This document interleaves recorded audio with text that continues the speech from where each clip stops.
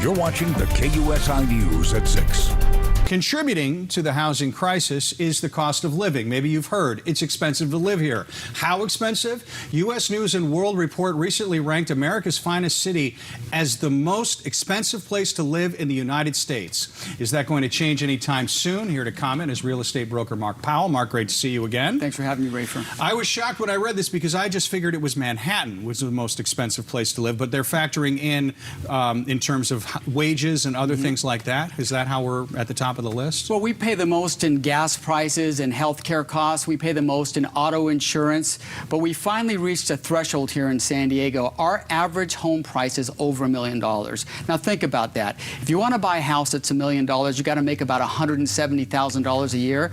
The average income in San Diego is $70,000. So how are people going to be able to make that kind of money? And just to opine on the last segment, do you know what they consider affordable housing? That's $700,000. They consider $700,000. $700,000. Yeah. If you look at it, if the average house is $1 million, right. So what's going to be affordable? $700,000. That's still way out of the reach of most people to be able to purchase. So you and I were talking off camera.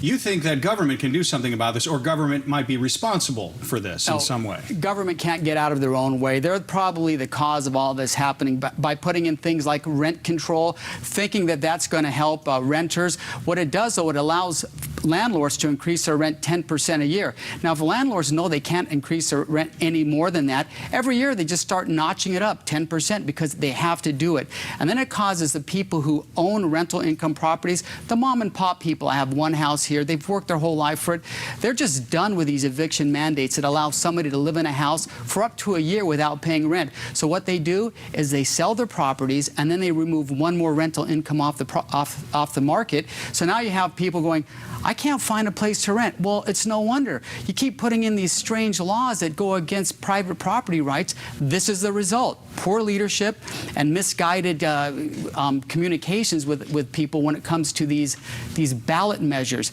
that are oftentimes are misleading, like the mansion tax. You've heard of this. They want to start charging people a little bit more money if they sell a house that's over $2.5 million.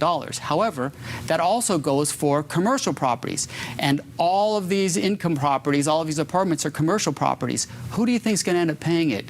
The renter. It's always the person at the bottom that ends up paying this. So what's the answer? Well, what they have to do is, what I've recommended is streamline the permit process and also reduce permit fees. So the cost of building in San Diego is about 35 to 50% of the building costs are permit fees. So if government would reduce or eliminate some of these permit fees, we're going to have a much less cost to build and incentivize developers. So why would a developer build here when it's so expensive for them to build? They can't make a profit. So they go other places where they can make profits. And they got to loosen up these building requirements and start building them out in the freeway corridors, off the freeway in the unincorporated areas. Well, Mark Powell, it's great to see you. My girlfriend and I made an offer on a place today. You're making me rethink maybe we made a bad decision. No. I hope you get it. I hope you get it. We'll talk off camera. Yeah. Thank you, sir. It's great to see you. Okay, you got it.